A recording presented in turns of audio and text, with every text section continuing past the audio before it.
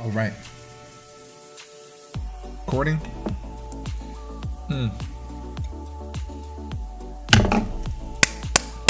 Salute, salute. Welcome to the Monday night matchup. What's going on, beautiful people? I am the Grand Master, and I also go by D-Ray, and I am your coach of the San Diego Snugglers. And welcome to the IBL week number 2. This is going to be the Monday night showdown between the San Diego Snugglers and the Miami Men's, coached by my dear friend OGALBINA. This is going to be an epic bout between two really heavy hitters, in my opinion. So I've been excited for this since the moment I saw this matchup. My boy took over this team to join the IBL as of recently, and he couldn't wait, as neither could I, to play this game, because you know, whenever you play your boy, it's always going to be a good time. Guys, if you guys are excited for this matchup, please do me a massive favor. And if you're watching this video and you aren't already, please do me the massive favor. Hit the subscribe button, turn on post notifications, hit the bell button so you guys get notified every single time I post a new video. And if you're excited for this week, as excited as I am, shadow call that thumbs up button. Guys, this is gotta calm down a little bit, because Owen is a phenomenal battler. Fun fact, I've actually never beaten him. Out of all of our inner circle, hashtag shout out to the goons. Goons! He's the only one I haven't beaten yet. Aside from a couple others, like Panther. Panther doesn't count. Panther's a good man. So, OGALBINA, my man. Today is the day. We have to beat him. We give it everything we've got. And let's get it popping. Today, we're going over the team, what we're gonna bring, why we're gonna bring it, explain the moves, the thought process. Let's huddle up. And then tomorrow, you guys will see the game plan. Go into full force for the game. You'll see this going up on Sunday, and then this will go up on Monday. The Monday night game is always going to be the game of the week that is voted upon by our peers, by the fellow coaches of the IBL. So this does mean a lot to me personally, the fact that they think that we can perform a phenomenal game. So let's give it to them. So Mimikyu is going to start things off, right? Right below Mimikyu is our boy Owen's team. He's got a Ferrothorn, very good steel and grass type Pokemon. Sets up hazards, very fat. Does what it's always done since the very beginning: sit and not die. So we have to game plan around that. Excuse me. Gothitelle. Very, very good Psychic type Pokemon with the ability Shadow Tag, which means that you cannot switch out unless you are a Ghost type, or if you use any kind of pivoting move like Parting Shot, U-Turn, Volt Switch, things of that nature, which could be really bad for us. Because you'll notice with this team, there's a theme here. We'll explain that as we go on. Lucario, a very good Wall Breaker, Steel and Fighting type Pokemon, and this thing is an absolute threat because you never know what's going to come. Physical special. It's got priority in both Bullet Punch, Vacuum Wave, access to close combat, Meteor Mash, access to Focus Blast, I believe, Aura Sphere as well. So you never know what kind of set he's going to be bringing. Very, very threatening Pokemon. He's also got a G-Max Snorlax. Again, if you guys missed the draft analysis, not only will I leave a link down in the description below, but just remember, just as a reminder, that our G-Max Pokemon in this league are unrestricted, meaning that you can put any item that you want. So this Snorlax all of a sudden becomes incredibly threatening because of his G-Max move, G-Max Replenish. There's a 30% chance for him to regain a berry. So all of a sudden, this Gluttony ability is a threat. So he's able to set up a Belly Drum, get his berry, G-Max up, hit me with the Replenish, 30% chance to get that berry back, which is really, really tough to take this thing down. So Snorlax, huge threat. He's got Crawdaunt. My man's doesn't like drafting dark types, but he's got one on his team, a very offensive one. So he's got Crawdaunt. Crawdaunt is a very good water and dark type Pokemon with really strong priority in Aqua Jet. Hits really, really hard with Crab Hammer, really hard with knockoffs. My man's loves himself some crab. He's put in some work with some Kingler, so I'm assuming that this is going to be the same story with his crab buddy here. So Crawdaunt, big threat. He's got the pure Ghost type, one of my favorite Pokemon because I love my ghosts. Cofagrigus. Cofagrigus is a very physically defensive Pokemon with access to Will-O-Wisp, access to Pain Split, access to Trick Room, access to Spikes and Toxic Spikes. So very, very threatening Pokemon. The Pokemon that I think that are on the left are the ones I think he's going to bring. Gothitelle and Rodriguez are a big threat in regards to Trick Room. We have to worry about that. And then the mons on the right are the rest of his team. He's got a Aromatisse. So Aromatisse is a very thick, pure fairy type Pokemon. Great support and Wish. He's got a Raichu. Phenomenal Pokemon, very fast base 110. Pure electric type Pokemon that has ground coverage. It's able to hit ground types with Surf and Grass Knot and some other coverage moves. Very good physical Pokemon, very good special Pokemon. It can be run either way.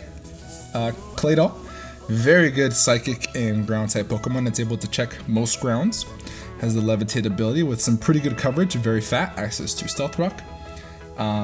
He also has a Turtonator. Turtonator is a dragon and fire type Pokemon that has access to Rapid Spin as well as Shell Smash, which is nothing to scoff at. It's a very viable set, so I don't think it comes this week, but it's a really good Pokemon. And he's got Phil, aka he's got Phil. Oh my god. See, the thing about Cramorant is that it's annoying because of its ability. I think it's Gulp Missile. Gulp Missile is basically whenever you surf, you bring up a Pokemon, not a Barraskewda, but the pre-evolution, and then it does damage if you touch it.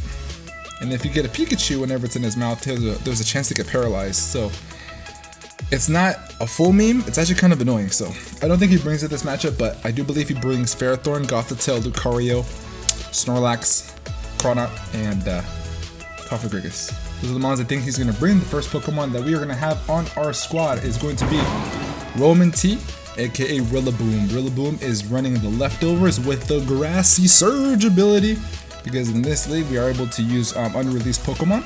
So I do have access to Grassy Surge on my Rillaboom. The EV spreads I have is 252 in attack, 156 in defense, 100 in speed, running the Adamant Nature. The idea behind this is to be able to set up on Ferrothorn. Wood Hammer, Drain Punch, Bulk Up, and Substitute. I want to be able to set up a sub, Bulk Up, and hopefully just poke a hole in his team. Drain Punch is there for Ferrothorn, it's there for longevity and can have a little bit of recovery. We do have leftovers on it, so the recovery from grassy terrain and leftovers is going to be able to supply ourselves back our HP once we get rid of a lot of it with Substitute. So phenomenal wall breaker this matchup. It's going to do a lot of damage to almost everything on his team. It literally hits either neutrally or super effective on everything. So Rillaboom is going to be a huge part in the game plan this week. Next mon that we have is for Zombie. Shout out to Zombie, the Surfetched. Close combat knockoff, first impression Swords Dance. The EV spread that we're running on this thing is 76 in HP, 252 in attack, 180 in speed, running the Jolly Nature. We're doing this with the Shed Shell. It is a pure fighting type Pokemon, therefore we do not want to get trapped by Gothitelle.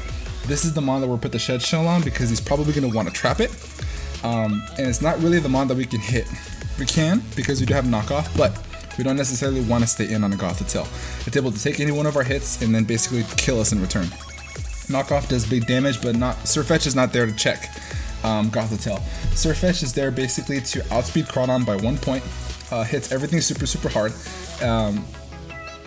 I do have Scrappy, so I'm able to hit the Cofagrigus with a close combat one time, lose my Scrappy ability, and then hopefully knock it out the next turn with Knockoff, if he doesn't Will-O-Wisp us. So that's the idea behind that. Swords Dance is there to be able to set up on Ferrothorn or on Claydol. If he doesn't have Psychic shouldn't knock it out because Claydol isn't all that offensive if he does decide to bring the Claydol. And then the Shed Shell, like I said, is there for Gothitelle. That's going to be Zombie. The next mon that we have is going to be Mid, aka the Noivern. We have Air Slash, Roost, Super Fang, and U-Turn. The idea behind this is to be the defensive pivot. We're going to be running it with the Rocky Helmet, and so we're able to pivot it on Lucario. So we're basically going to be outspeeding Raichu by 1 point. This is the main pivot, the main answer to Lucario. Hopefully he doesn't have Ice Punch, but if he does, we'll deal with it in a different way. The Roost is for longevity. Super Fang is to be able to chip everything down, so that way our wall breakers like Surfetched can come in and just clean house. And U-Turn is for pivot. The EV spreads is, like I said, 1 point faster than Raichu. We've got 100 in defense and 248 in HP, so very bulky. The idea is just to Super Fang everything and then take things with Rocky Helmet and then Roost up. It's going to be very annoying with the Frisk ability. It's able to scout out for all the items and figure out his game plan. So that's the idea behind Mid. Shout out to Mid Pokemaster. Next mon on the team we do have is for GCS, the Zeraora. Zeraora is going to be running the Assault Vest this week as our bulky special pivot. He's running it with Plasma Fist, Volt Switch, Drain Punch, Iron Tail. The EV spreads that we have on this is 124 in speed, 124 in HP, 252 in attack, and then 4 in defense. The idea behind this is again to outspeed Raichu by 1 point. And I just realized I didn't put my speed F all the way on there. That's fine. And Plasma Fist is there for stab. Volt Switch is there so I don't get trapped by Gothitelle, and I'm still able to hit the entire team. I don't think that Claydol comes, but if it does, we'll deal with it. Iron Tail is there in case he does indeed bring the Aromatisse. So in case he does bring it, we have a check for the Aromatisse. So we're able to take any Moonblast from it, then hit it really, really hard with an Iron Tail. So that's the idea behind GCS, so shout out to Milan. Next one on the team we have is for Aegon. Aegon is our opponent's dog. A dear dog to the goons, so shout out to Aegon, shout out to Age. We've got multi-attack, flamethrower, defog, and parting shot. This is the Dark Silvally this week. So Silvally is going to be running 120 in HP, 84 in attack, 84 in special attack, 220 in speed, running the hasty nature, so that way we're able to hit max with both moves. The idea behind this is that I'm able to OHKO a max defense Gothitelle with multi-attack every single time, no matter what. Unless he's the Colbur Berry, which I don't expect him to be a Colbur Berry. I expect him to be like a bulky leftover set. So if he's not Colbur Berry, I'm able to one-shot it with multi-attack every single time. Flamethrower is there for Ferrothorn, and it's also able to hit Lucario every single time. If he's a special Lucario, we have to scout for that so that we don't get hit with a vacuum wave. But I'm able to outspeed Lucario by 1 point and then hit it really, really hard with the Flamethrower and break it. That's the idea behind that. Defog is there obviously for getting rid of hazards, and Parting Shot is there for pivot to safely bring in our breakers and our cleaners. So very, very important Pokemon this week. This may be our lead depending on what he brings. Last one of the squad, we have to bring our Gigantamax Gengar. Shout out to John Jr. This is for JJ. Running the choice specs this week. This is our Gigantamax Gengar. And the spread is pretty standard. We are not going to be running max speed. We're running modest 252 speed, modest 212 speed, 252 in special attack, 44 in HP. This is here to basically bop everything. I do not outspeed Raichu, so I don't think that it does come, but I have to worry about that in case it does want to come. I can definitely live a hit if I am Gigantamax, but we have to keep that in mind.